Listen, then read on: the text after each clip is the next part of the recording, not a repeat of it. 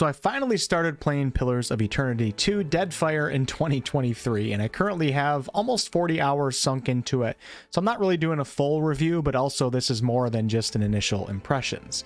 This will be a non-spoiler review.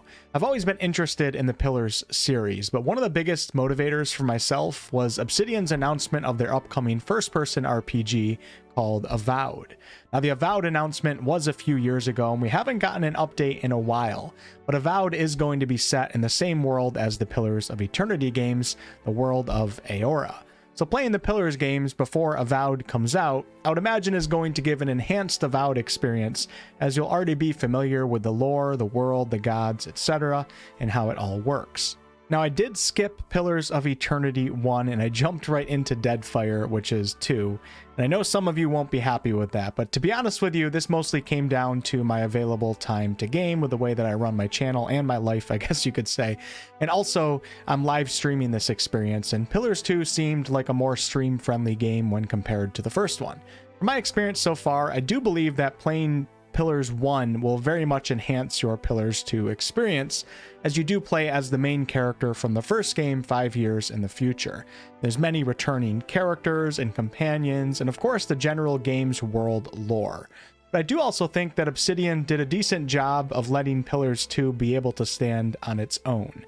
So I would say yes, play the first one if you can and of course want to, but if you do jump right into Deadfire, it can still be very enjoyable. It's not an absolute requirement to play the first.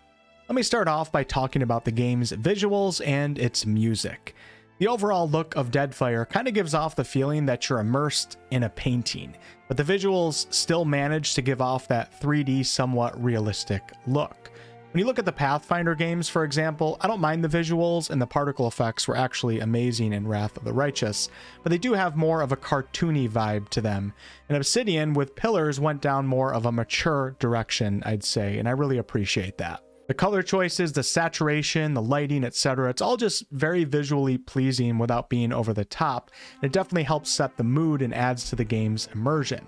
Now, the game being set in the Deadfire archipelago, of course, gives it that nautical pirate vibe, which I personally think is a fantastic choice for the art theme of this game. It's a nice change up for the overall CRPG genre, and it should also give a somewhat fresh feel for those who are coming from the first Pillars game, which is much more of that traditional fantasy medieval setting. The music in this game, although perhaps a few of the songs may be a bit overused, is extremely well done. The music can be rather simple at times. It doesn't necessarily feel as complex or grand as some other games' soundtracks, and some of the songs only feature a few instruments. But I still think it was perfect for what it was looking to achieve, and it does a great job adding to the immersion in the world. Shout out to Justin Bell, the composer, and to the sea shanties. In Deadfire, you'll be controlling a party of up to 5, and ideally, to experience all that the game offers, you'll run with your custom character, and then 4 of the, I think, 7 total companions that can be found. You can, however, hire these mercenaries on demand, so to say, and these characters consist of pre-built adventures or fully customizable adventures. Now, I know this is going to be highly subjective, but I actually think that 5 is the sweet spot for party-based games. Sometimes 4 will feel like it's a little bit too little, especially when a game has great companion choices and it's really hard to make those choices. And 6 can sometimes feel a little overwhelming, and of course it's harder to balance for the devs. So I'm really happy that Obsidian went with a 5 party size. After you go through the prologue little intro to the game, which does a decent job introducing you to the world and summarizing Pillars of Eternity 1, you do get to create your own character, or you can even import your character from the first game. There are 6 different races to choose from with plenty of sub-races. You can choose to single or multi-class, and there's 11 total classes to choose from. I want to commend Obsidian in making this game and character development easy to understand while still offering depth. If we take a quick look at the Paladin's ability tree, it's really easy to understand how the classes work, while at the same time it offers a variety of different ways to build your character. If Pathfinder stressed you out, Pillars may be the game for you when it comes to mental bandwidth required, or should I say mental bandwidth that you're willing to spend to understand the basics of a game's character development. So I'd say great job to Obsidian. The game does offer a lot of different systems, and it can still feel overwhelming at times, but one of the core systems of character development is pretty easy to grasp onto in Deadfire, while still offering some depth to those who want to dive deeper into its understanding. I've had a blast testing out different classes, and I gotta say, as someone who usually leans more towards martial combat characters, testing out spells in Deadfire is so much fun. There's so many spells to choose from and abilities to choose from, with each class offering its own very unique feel. Now let's get into the game's storytelling and how its moment-to-moment gameplay plays out. I'll say this right now, if you don't like games that are heavy in dialogue and text, this is probably not the game for you. Sometimes I feel like half of my play sessions I'm immersed in a book, and the other half is the actual exploration and combat gameplay. Now with that said, I think it's phenomenally done on an overall level. Parts of the main story quite literally put you in an illustrated audiobook where you have Ashley Johnson from the Critical Role cast narrating your story. You're interacting with the dialogue with your chosen character responses, all while the game displays different illustrations to represent what is being spoken of. I love the artwork style, love the narration, love the music, and I love having some agency in my responses so I can respond in the manner that I want to respond. Obsidian also did a great job with the development of the world, and the story in Pillars 2 is really exciting in my opinion, and because of these aspects being really well done, the narration scenes and even the regular dialogue between you and your party and the factions, etc., becomes quite captivating. I won't spoil the main story, but the foundation of it is basically that there's a giant statue inhabited by a god that's moving across the Deadfire archipelago, doing something quite suspect. And you're tasked by another god to seek out answers as to what he is up to. And this gets you involved with the mortals and gods alike, and everything seems to be on the brink of chaos. I will say that the main story does feel a bit short, as I've seemingly progressed really fast, but since the game gives a difficulty indicator next to each quest, that kind of incentivized me to go do some other quests to power up before returning to the main quests, and there are a ton of other quests to do in this game. Deadfire really does feel like a mix between the traditional CRPG genre and the narrative adventure genre. It's a CRPG that takes place in a book, and it's very well done and adds to the uniqueness of the Pillars series. It's also important to mention that most of the game is voice acted, many of the voice actors coming from the Critical Role cast, and the voice acting quality is of course top notch. Now, I do think the narration and text can be a bit too much at times, though. For example, if I want to climb across this rope right here, it's literally a full text narration type scene. Kind of fun for the first time, but I would have preferred something like this to just be a quick behind-the-scenes skill check, and then have the game visually display my characters attempting to cross. And same with the naval combat in this game. It's all text, unless you choose the option to board the ship, which puts you into regular ground combat. Over time, the abundance of this type of text content for these less significant activities, should I say, sometimes makes it feel more so like Obsidian didn't have the budget or the time to create the systems that they wanted to create that would have better represented certain situations. So overall, it's an amazing narrative story experience, but perhaps used a little bit too much with some of the more insignificant activities. The companions, of course, some of which come from the first game, all have their own backstories and quests.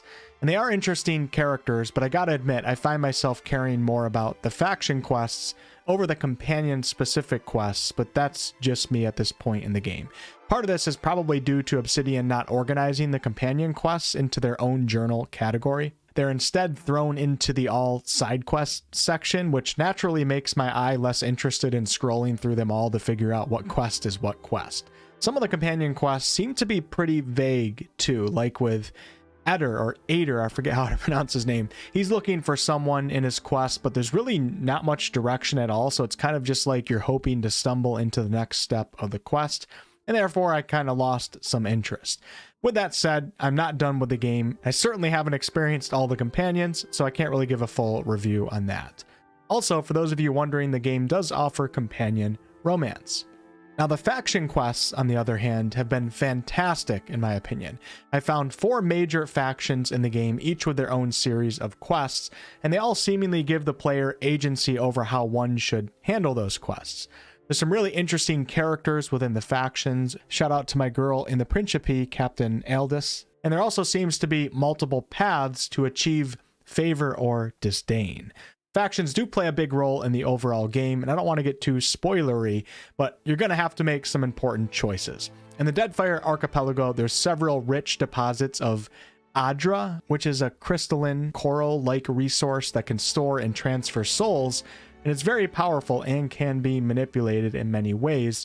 And the factions want it for many of their own selfish reasons, with the local faction called the Huana being the ones that are currently in control of most of it, as this is their homeland. Because the game gives you that sense that choices must be made, these quests in turn become very interesting because you feel incentivized to learn as much about each of the factions as you can, so if the time comes when you do have to choose one of them for something, you can make more of an educated decision. All the factions so far in my run have come across as a bit morally ambiguous. Obsidian does not make it obvious or clear who is in the right and who is in the wrong, and I love that about the factions. It makes the story more interesting when the game devs don't necessarily lay the golden path out in front of you. Combat in this game, even though I've seen quite a few people kind of say that it wasn't really the greatest, it's been quite enjoyable for myself, and I'm playing in real time with pause mode, which is really smooth feeling, and it has a lot of impact, which is usually something more important to an ARPG. You're presented with the option to play the game in turn-based mode, and I've heard good things about it, but that option only presents itself at the start of the game. It's not like Wrath of the Righteous where you can switch back and forth whenever you want to. And yes, this game's combat can be confusing and a bit overwhelming at the start, but as you start to learn your character's abilities, mess with the AI behaviors, with the AI editor, change your party's formation, etc., it all starts to come together. Now, the AI editor is quite intuitive, almost to a fault, because if you really know what you're doing, you can essentially automate combat completely. But luckily for me on this first run, I don't really know what I'm doing. Now, one really cool system that I didn't even discover until like 15 hours in is the combat speed gauge. You can, of course, leave this on the normal speed, but you can also notch it up or down 2 speeds on each side of the normal time. Making the combat time pass by quicker, speeding up the game, is great when you're fighting more basic encounters against enemies that you know that you'll easily win against. It saves a lot of time. And slowing it down is, first of all, really cool to watch, but most importantly, it gives you more time to see what's going on in the chaos of real-time with pause combat. Now, in the Pathfinder games, I know you guys see me comparing these two games quite a lot, because not only because they're both more modern CRPGs, I guess you could say, they're both somewhat similar in, I think, the crowd of people that's going to like one and the other.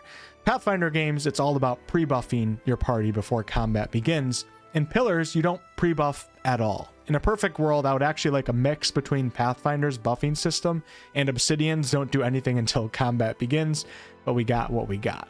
In terms of difficulty, I'm playing the game on its classic difficulty right now, and I think they did a decent job designing this difficulty level. It'll definitely be challenging to a CRPG noob, and definitely on the easier side to experienced CRPG players, which is exactly how a normal difficulty should be. It has felt a little bit on the easy side for myself on an overall level, but you can change the difficulty at any time. A lot of the difficulty also comes down to how you play. If you spend time editing the AI behaviors to perfection, the game will probably be way too easy on classic, and it will feel way too automated, which in my opinion would be a negative. But many players won't do that, or maybe they don't really have the knowledge to do that on their first run, so it might not be a problem for most. Overall, the combat has given me some really fun fights. There's great animations, some fun boss fights, amazing particle effects, extremely fun, cool spells to experiment with. It's a good time. Moving on, I think it's important that I bring up the world travel in the game, which is done by ship.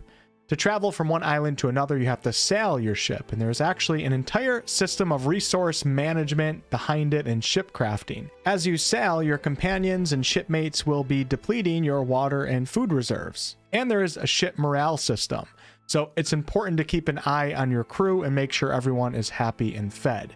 It's not really difficult so to say, really at all. And I'd hardly put it into the survival category, but it is something that you do need to manage. There's also a ship crafting system where you can go talk to a shipwright and you can upgrade your ship to a larger ship, change the sails, upgrade your cannons, etc. I think the ship travel serves its purpose in this game, and it's important for the game to give players a sense of vastness to the world.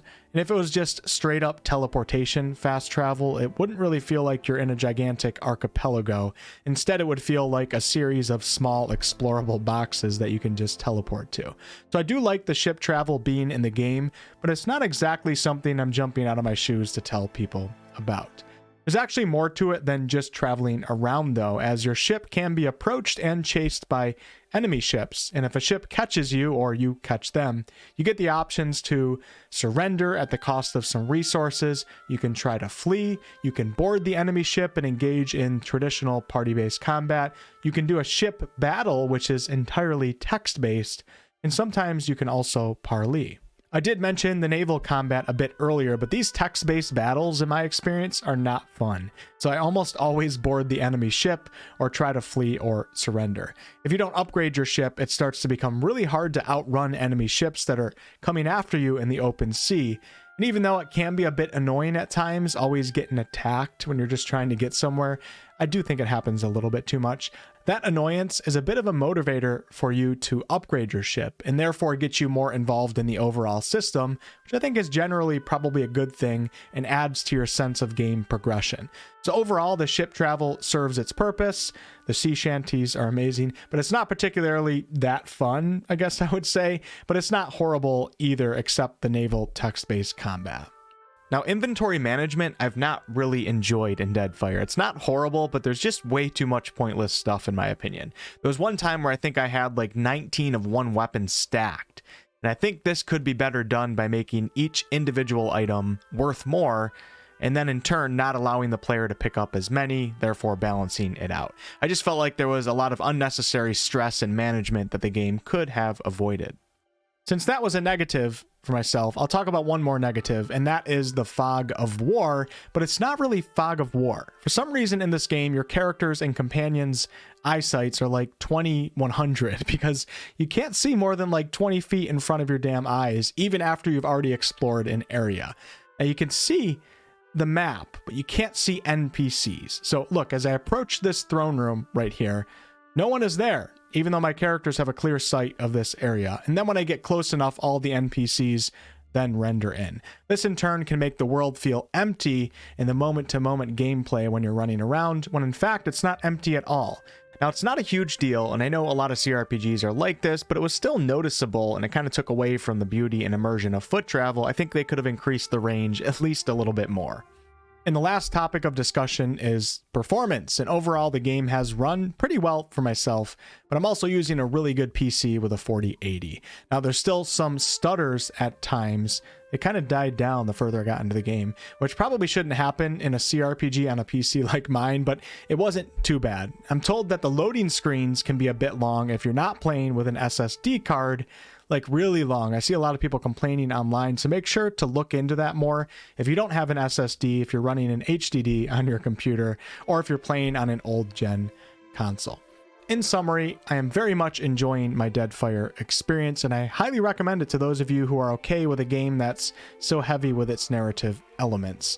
Moment-to-moment gameplay is a blast, combat is a highlight for myself, characters and class building is very fun and not overly complex, but still offers depth. The story and the narration style is very unique and enjoyable, immersive. You got a lot of morally ambiguous things going on, which add to player engagement to try to figure things out. And for negatives, inventory item management, your characters having severe cases of nearsightedness, ship combat wasn't good. The occasional stuttering, like I said earlier, wasn't bad, but that's definitely a negative. And of course, the overuse of text narration in less significant situations.